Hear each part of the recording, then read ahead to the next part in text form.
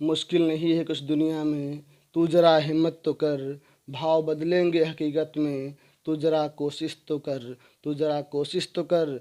आंधियाँ सदा चलती नहीं, आंधियाँ सदा चलती नहीं, मुश्किलें सदा रहती नहीं, मिलेगी तुझे मंजिल तेरी, तू जरा कोशिश तो कर, तू जरा कोशिश तो कर। आइए, स्वागत है आपका हमारे चैनल पर। देखिए, सवाल नंबर 6 आपका क्या दिया गया है कि 1.6 मीटर लंबा एक लड़का।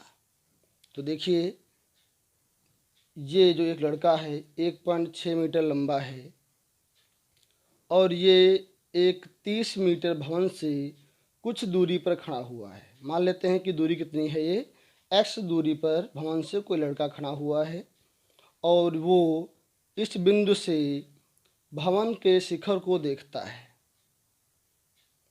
तो उसका जो कोण है क्रमशः 30 और 60 बनता है।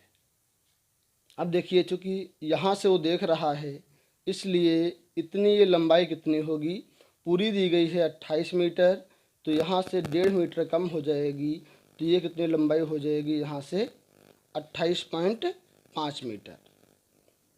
तो अब देखिए यहाँ से, तो त्रिभुज लेते हैं PQS।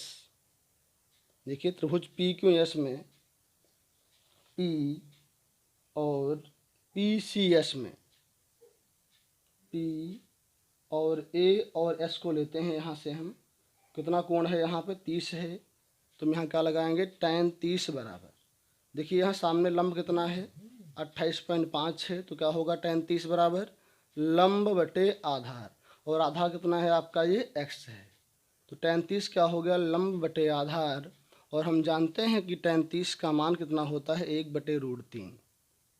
तो यहाँ हमने मान पुट कर दिया और ये कितना लिखा हुआ है 28.5/x। अब हम इसका क्रॉस मल्टीप्लाई कर लेंगे, कितना आएगा, x को 1 से करेंगे x आएगा और इसका इससे इंटू कर देंगे तो हमें ये मिल जाएगा। अब देखिए, जब लड़का जो है A से बिंदु C पर y दूरी चल के गया, तब वहाँ से उसकी आंख से जो कोण है 60 अंश का बनने लगा। तो अब देखिए, यहाँ त्रिभुज PC और S में क्या होगा, यहाँ tan PCS में tan 60 बराबर क्या होगा, लंब बटे आधार। अब देखिए, यहाँ लंब कौन हो, सामने ये है 28.5 और इसका आधार कितना है, ये होगा, अर्थात x से अगर y को घटा देंगे तो इसका ये आधार आ जाएगा। तो देखिए यहाँ से,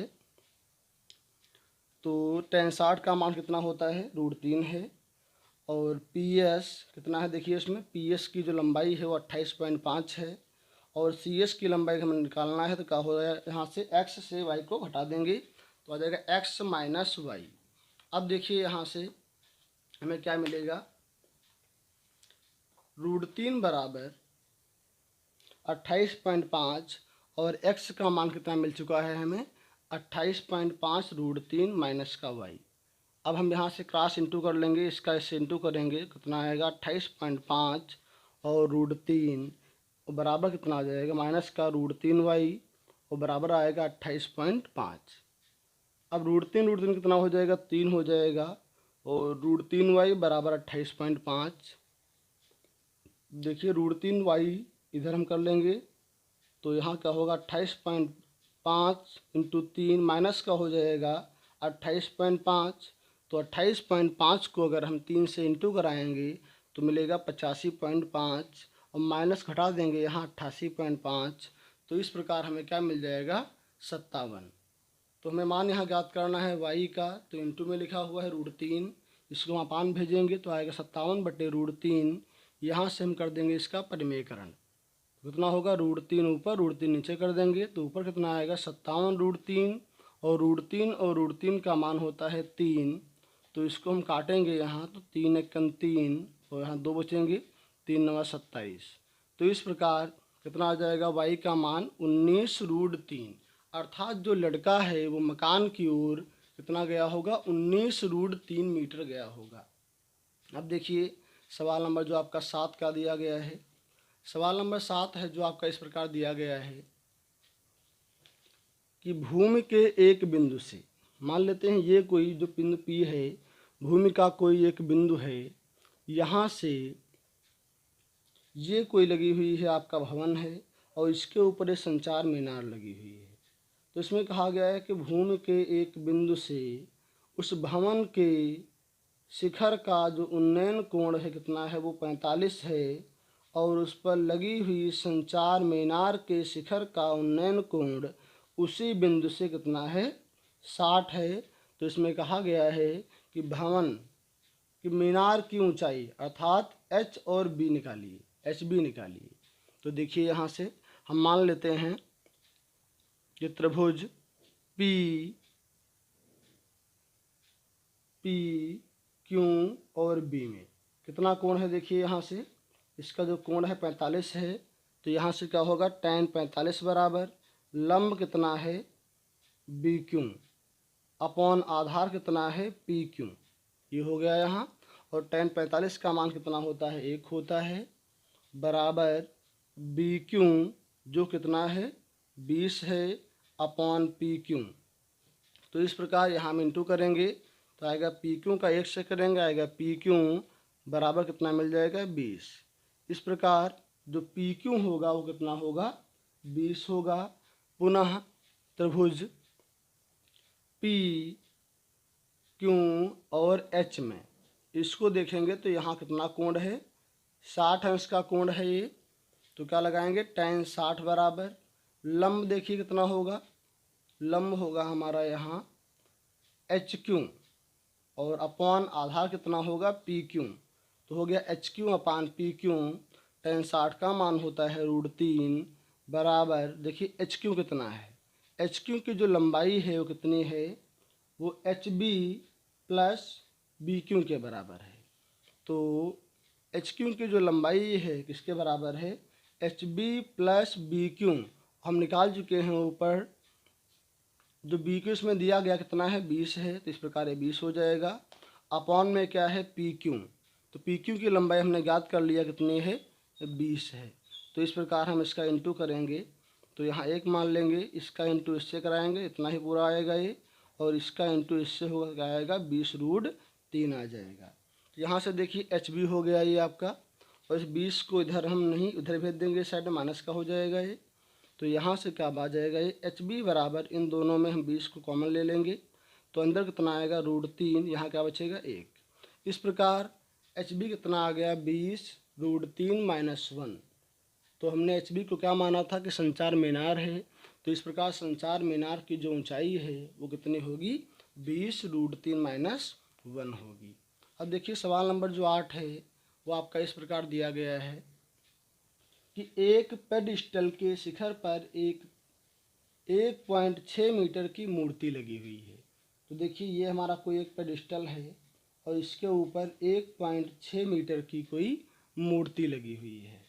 अब कहा गया है कि भूमि के एक बिंदु से मूर्ति के शिखर का उन्नयन कोण 60 है।